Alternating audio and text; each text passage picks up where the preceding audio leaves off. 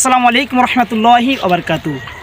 দেশ ও দেশের বাইরে যে যেখান থেকে আজকে আমার ভিডিওটি দেখতেছেন সকলকে আন্তরিক শুভেচ্ছা মোবারকবাদ জানিয়ে আজকে আমি কিছু কথা বলবো অনেক গুরুত্বপূর্ণ। তা হচ্ছে যে আমাদের বাংলাদেশে সামনে 12 তারিখে ফেব্রুয়ারি মাসে ভোট হবে।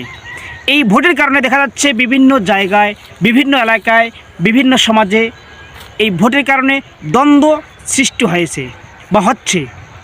কারণটা কি এখন জানতে হবে।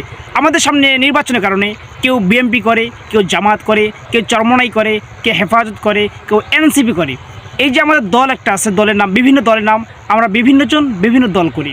আমার কথা হচ্ছে আপনি আমি যেই দল করি না কেন, আমাদের দল করি এটা আমাদের ব্যক্তিগত বিষয়, কিন্তু আপনার পরিবার, আপনার পাড়া প্রতিবেশী, আপনার এলাকাবাসী, আপনার প্রতিবেশী, আত্মীয় স্বজন, এদের সঙ্গে আমাদের জন্য রাজনীতিকের কারণে খারাপ ব্যবহার না হয়, এদের সঙ্গে যেন আমাদের এই রাজনীতির কারণে আমাদের জন্য কোনো ধরনের আত্মীয়তা ছিন্ন না হয়, পরিবেশের সাথে আমরা চলতে পারি। সুন্দর একটা পরিবেশ আমাদের বাংলাদেশে রয়েছে, প্রাকৃতিক সুন্দর, এই সুন্দরটা আমরা যেন ধরে রাখতে পারি।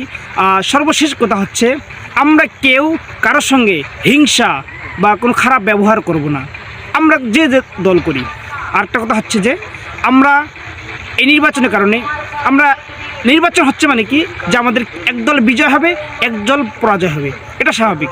কিন্তু আমরা আত্মীয় স্বজন, পাড়া প্রতিবেশী আমরা সকলেই মিলেমিশে থাকবো।